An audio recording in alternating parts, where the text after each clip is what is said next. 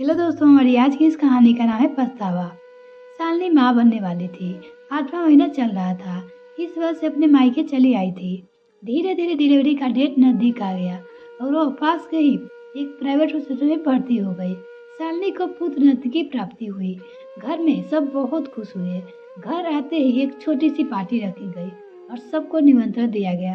Party के अगले ही दिन शालिनी के पति बलराम शालिनी को अपने घर ले जाने के लिए कहने लगा, लेकिन शालिनी की माँ बोला, बेटा अभी तो 4 महीने तो रुकने दो, उसके बाद फिर ले जाना। लेकिन बलराम नहीं माना। वो बोला, माँ जी आखिर कब तक शालिनी यहाँ पे रहेगी? मैं सोच रहा हूँ कि मैं अपने मम्मी पापा को गांव से कुछ दिनों के लिए बुला लूँ। शालिनी वैसे तैयार नहीं थी जाने के लिए, लेकिन बलराम की जिद के कारण उसे अपने पति के साथ जाना पड़ा। बलराम एक कोरियर कंपनी में मैनेजर था और वो जयपुर में पोस्टेड था।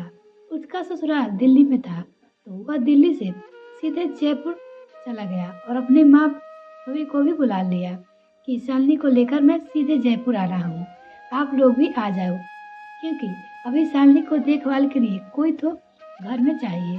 बलराम के जयपुर पहुँचते ही अगले दिन उसके माँ बाप जयपुर आ गए थे। वैसे तो शालिनी की नॉर्मल डिलीवरी हुई थी, लेकिन वह अपने आस सास ससुर के आते ही घर का कोई काम नहीं करती थी। सारा काम अपने सास मंजू पे ही छोड़ दिया था। घर का पोछा लगाने से लेकर खाना बनाने तक दिन भर सारा काम मंजू ही करती थी। लेकिन मंजू जी को इस बात को लेकर बिल्कुल भी तकलीफ नहीं था। एक दिन, मैं दिन भर काम करती रहती हूँ क्योंकि वो तो घर अपना समझकर करती थी।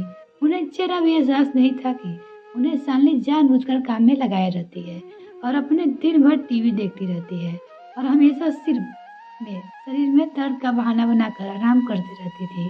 और तो और अब बलराम भी बाहर का कोई भी काम नहीं करता था।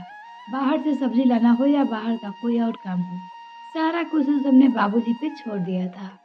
लेकिन बलराम के पिताजी भी बिल्कुल भी इस बात पर नाराज नहीं होते थे कि मुझे यह सब कुछ करना पड़ता है, क्योंकि वो तो ये समझते थे कि आखिर यह तो हमारा ही घर है। तो बेटा दिन भर ऑफिस में रहता है, थक जाता है, चलो मैं ही कर देता हूँ तो क्या हो जाता। आखिर मैं दिन भर बैठा बैठा क्या करूँगा, इसी बहाने टहल लिया करूँगा। धीरे धीरे बलराम का लड़का 6 महीने का हो गया, लेकिन शालिनी अब भी घर का कोई भी काम नहीं करती थी। बलराम की माँ चाहे बीमार भी पड़ती थी, तब भी उनको घर का सारा काम करना पड़ता था और बदले में 10 फरमाइश और कर देती थी। मम्मी आज शाही पनीर खाने का मन कर रहा है, आप बहुत अच्छा बनाती है, वो अपने सास से कहती थी कि आज आप बना दोगी। बेचारी बलराम की माँ थोड़ा सा भी आलस नहीं करती थी बनाने में और बनाकर परोस देती थी, क्योंकि उन्हें जरा सा भी एहसास नहीं था कि बहू मुझसे जानबूझकर काम करवाती है। एक दिन की बात है, संडे का दिन था। उस दिन बलराम भी घर पे ही था। सब एक साथ बैठे हुए थे। माँ किचन से आई और सोफे पे बैठ गई और बलराम का लड़का वहीं पे खेल रहा था, तो उसको गोद में उठा लिया। उसके बाद जो ड्रामा हुआ, ऐसा होगा कि बलराम की माँ को उम्मीद ही नहीं था। बलराम गुस्सा हो गया, अपनी माँ को डांटने लगा, माँ आपके बिना हाथ धोए मुन्ने को कैसे छू लिया? आपको पता है इसको इन्फेक्शन हो जाता है, और हाँ आप जब भी मुन्ना को छुए तो हाथ धोकर ही छुए। उसके बाद तो धीरे धीरे बलराम का व्यवहार भी बिल्कुल ही बदल गया था। माँ आप जोर से मत बोला करो, मुन्ना जग जाएगा। माँ आप मुन्ना से इंग्लिश से बात करो, नहीं तो मुन्ना गांव की भाषा सीख कर गवार बन जाएगा। जब भी आप मुन्ने को गोद में उठाया करो, सैनिटाइजर के साथ साफ कर लिया करो। एक दिन शाम को जब बलराम की माँ ने सबको खाना परोसा तो बलराम ने खाना ले जाकर किचन में रख दिया। उसने बोला, अब आपको खाना बनाने में बिल्कुल भी मन नहीं लगता है। अगर आपको अच्छा नहीं लगता तो खाना बनाना तो छोड़ दो, शालिनी बना लिया करेगी। वो अपने माँ को डांटने लगा, देखो तो कैसे खाना बनाया है आपने, कोई भी नहीं खा सकता, अगर इसे जानवर को भी दे दो तो वो भी नहीं खाए। बात ऐसा था कि अब शालिनी और बलराम को अपने माँ बाप को वहाँ पे रखना नहीं चाहते थे, क्योंकि इसका काम अब खत्म हो गया था। मुन्ना बड़ा हो गया था। अब माँ बाप बोझ न लगा था। उस दिन तो बलराम की माँ को यह बातें बहुत बुरी लगी।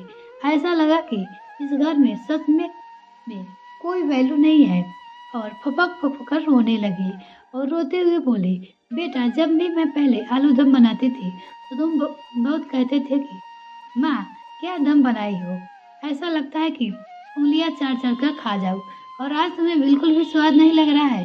कोई बात नहीं बेटा, जब माँ बाप बूढ़े हो जाते हैं तो उनकी हर चीज अब बेटे को अच्छे नहीं लगता है। इतने पर बलराम के पिताजी भी खाने से उठकर और बोले, मंजू अब हम यहाँ पर एक पल भी नहीं रहेंगे। बहुत दिन से मैं बर्दाश्त कर रहा था। मैं सोच रहा था कि कोई बात नहीं, बेटा है बोल दिया तो क्या हो गया, लेकिन अब हम एक पल भी नहीं रहेंगे। जिस घर में तुम्हारी कोई इज्जत नहीं हो उस घर में हम एक पल भी नहीं रह सकते।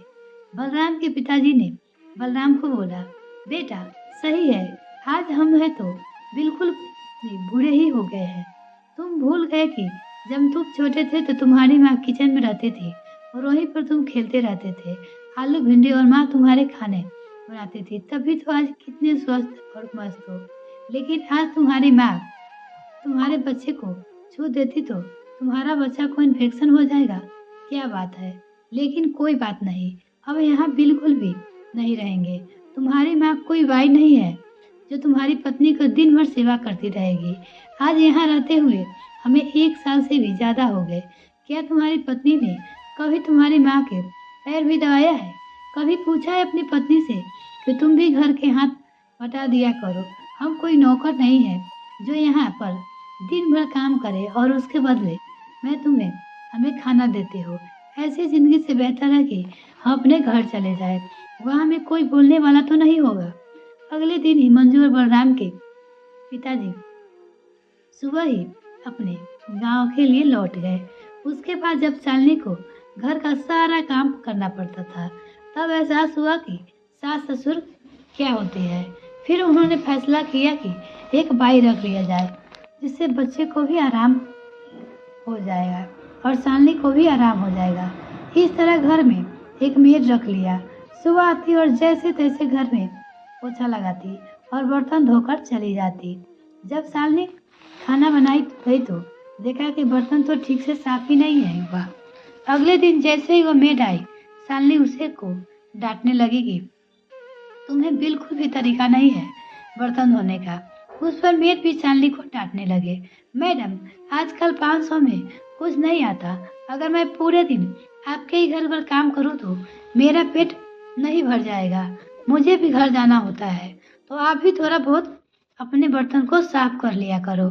अब एहसास हुआ कि सास ससुर क्या होते हैं। शालिनी को लग रहा था कि जैसे भी थे सास ससुर अच्छे थे, कम से कम मुन्ना का भी तो ख्याल रखते थे और कितने अच्छे से रखते थे। दोस्तों, इस कहानी का लिखने का उद्देश्य ये नहीं है कि हम कतई अपने सास ससुर को एक मेड या बाई ना समझे। उनका प्यार होता है हमारे लिए, कुछ भी करने को तैयार हो जाते हैं, लेकिन इसके बदले उन्हें क्या चाहिए? सिर्फ 2 मीठे बोल, प्यार उनकी हाल पूछ ले, यही होती है। तो अगर मेरे चैनल को अभी तक सब्सक्राइब नहीं किया तो प्लीज मेरे चैनल को जल्दी से सब्सक्राइब कीजिए। ऑफिस से आते वक्त बेटा माँ से पूछ ले, कैसी हो, ठीक हो, तुम्हें कोई परेशानी तो नहीं? अपने पिताजी से हालचाल पूछ ले। माँ बाप का प्यार के भूखे होते हैं, लेकिन यह तो नहीं कर सकते। बाद में दोनों ने माफी मांग ली और माँ को वापस गांव से ले आए, क्योंकि माँ तो माँ होती है। बेटा कुछ भी करे उनके साथ, वो तो माफ कर ही देती है। मिलते हैं किसी और वीडियो में, तब तक के लिए bye. Thanks for watching this video.